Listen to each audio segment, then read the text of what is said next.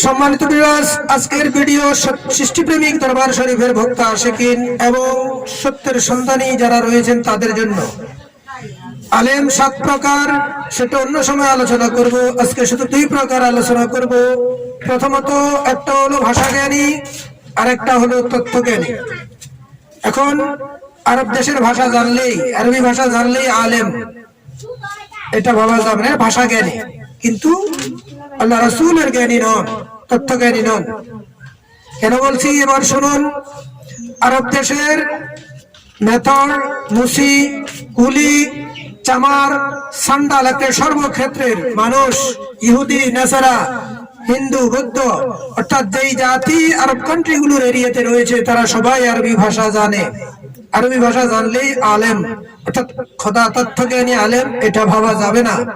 আরবি ভাষা দিয়ে সরে সরে ওয়াজ করতে জানে, আরবি ভাষা ব্যাকরণ ভালো জানে, এটা ভাষা ব্যাকরণ। সুতরাং একে আল্লাহ রাসূলকে পাওয়ার উদ্দেশ্যে আলেমকে মানা যাবে না, মানলে আল্লাহ রাসূল পাবেন না। যদি সত্যিকার অর্থে আল্লাহ এবং রাসূলকে পেতে চান তাহলে আল্লাহ রাসূলের তত্ত্বজ্ঞানী, আল্লাহ রাসূলের, আল্লাহর রহমত, রাসূলের নেক নজর, ফয়েজ, বরকত, রুহানি, ফয়জিয়াত যেটাকে আমরা বলি, যিনি প্রাপ্ত হয়েছেন বা পেয়েছেন এমন প্রকৃত আলেমের সুহবতে গেলে ওই আলেমের সুহবত এবং তার দিক নির্দেশনা মেনে যখন চলবেন তখনই আপনি আল্লাহ রাসূল পাবেন। আরবি ভাষা শিখেছে, কোরআন হাদিসে যে সকল পুস্তকগুলি ছাপানো হয়েছে, ছাপাখানার কিতাব পড়ছে, ভালো পণ্ডিত্য জানে, আরবি ইংরেজি কয়েক রকমের বক্তব্য দিতে জানে, এদেরকে আলেম ভাবা যাবে না। অর্থাৎ এরা আলেম, ভাষা জ্ঞানী আলেম। এরা আল্লাহ রাসূলের প্রাপ্তির জ্ঞান ওদের কাছে যেমন নেই, ওরা অন্য কেউ দিতে পারবে না।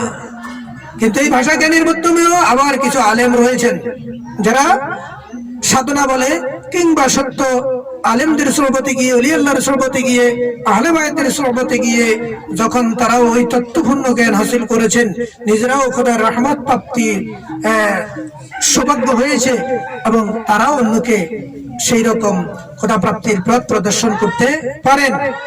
কিন্তু যারা প্রকৃত তত্ত্বজ্ঞান নেই, প্রকৃত তত্ত্বজ্ঞানীর সোহবতেও যাননি, শুধু ভাষা জ্ঞান জানেন, সরলা কণ্ঠে ওয়াজ করতে জানেন, ভাষা ব্যাকরণ সুন্দরভাবে পণ্ডিতের মাধ্যমে ব্যাখ্যা বিশ্লেষণ করতে পারেন, তাদেরকে প্রকৃত আলেম ভাবা যাবে না।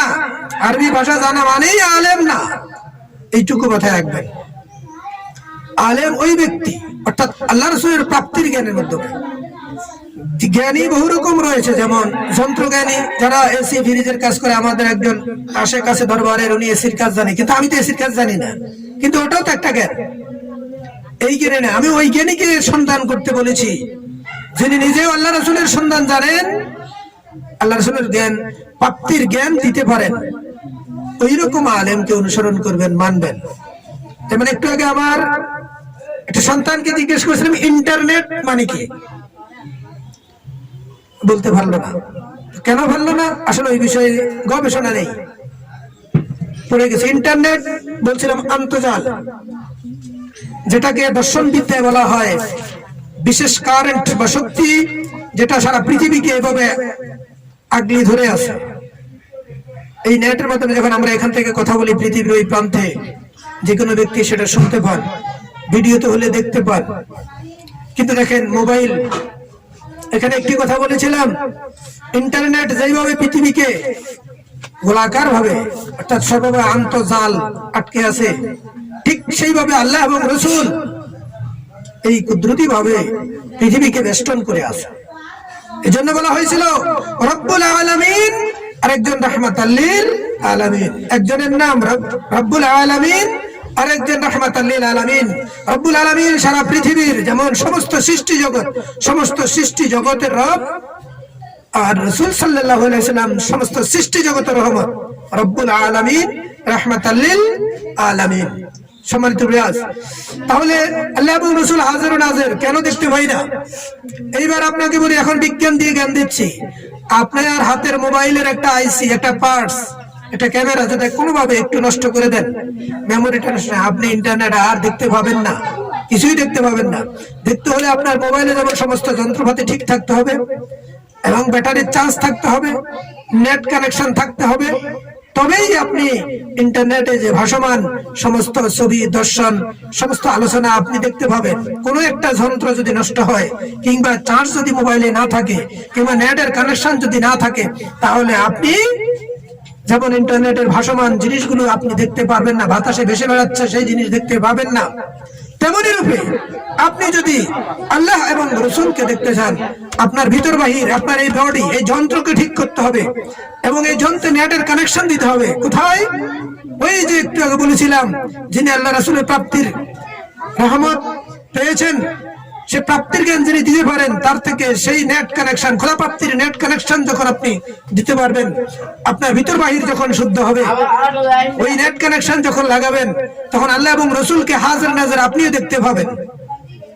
তাই ওই রকম ব্যক্তির সঙ্গতে যান, তাহলে আল্লাহ রাসূলকে, আল্লাহ রাসূলের লীলা পৃথিবীতে হাজির নাজির আপনি দেখতে পাবেন। সর্ব জায়গায় পৃথিবীর অর্থাৎ সৃষ্টি জগতে সর্বত্র তিনি হাজির নাজির দেখতে পাবেন। যদি আপনার কোন একটা যন্ত্র নষ্ট হয়, আপনি ভিতরে নাফাক থাকেন, নেট কানেকশন যদি না থাকে, তাহলে দেখতে পাবেন না। মোবাইলে যেরকম বলছিলাম, সমস্ত যন্ত্র ঠিক থাকতে হবে, চার্জ থাকতে হবে, নেট কানেকশন থাকতে হবে, তবেই আপনি যেমন অন্যের সাথে ভিডিও কলে কথা বলতে পারবেন, দেখতে পাবেন, শুনতে পাবেন। কোন যন্ত্র নষ্ট হইলে, নেট কানেকশন না থাকলে কথা বলতে পারবেন না, দেখতে পারবেন না। ঠিক তেমনি আপনার ভিতর বাহির যখন ঠিক হয়ে যাবে, আপনার মধ্যে আল্লাহ রাসূলের নেট কানেকশন দেওয়া হবে, তখন আপনি আল্লাহ রাসূলের লীলা কর্ম বা আল্লাহ রাসূলকে দেখতে পাবেন। আশা করি বুঝতে পারছেন। আল্লাহ পাক আমাদের সকলকে বুঝার তৌফিক দান করুক। সবাই বলি আমিন। এবং যারা এখনো উপকৃত মানুষ, প্রকৃত আল্লাহ রাসূলের রহমত প্রাপ্ত মানুষের সোহবত পাননি, তারা যেন পান। আল্লাহ পাক যেন তাদেরকে সেই রহমত প্রাপ্ত বান্দার সোহবতে যাওয়ার তৌফিক দান করেন। সকলে বলি আমিন। সম্মানিত রিয়াজ, সম্ভবত আর কখনো বলি নেই, এই সত্য জ্ঞানটুকু যেন অন্যান্য যাত্রীরা পায়, অন্যান্য মানুষ যেন পায়, তাই বিশেষ করে ভিডিওটি শেয়ার করে দিবেন।